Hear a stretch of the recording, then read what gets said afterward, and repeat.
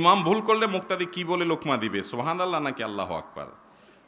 নবী করিম সাল্লাল্লাহু আলাইহি সাল্লাম বলেছেন, আত-তাসবিহু লির-রিজাল ওয়াত-তাসফিকু লিন-নিসা।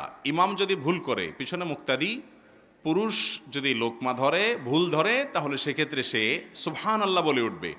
আর মহিলারা যদি ভুল ধরে, তাহলে তারা এভাবে আওয়াজ করবে হাতের উপরে, হ্যাঁ, হাতের পিঠের উপরে আরেক হাত দিয়ে বাড়ি দিবে, তালির মতো করে আওয়াজ করবে। তাহলে ইমাম সাহেব বুঝবে যে তার ভুল হচ্ছে।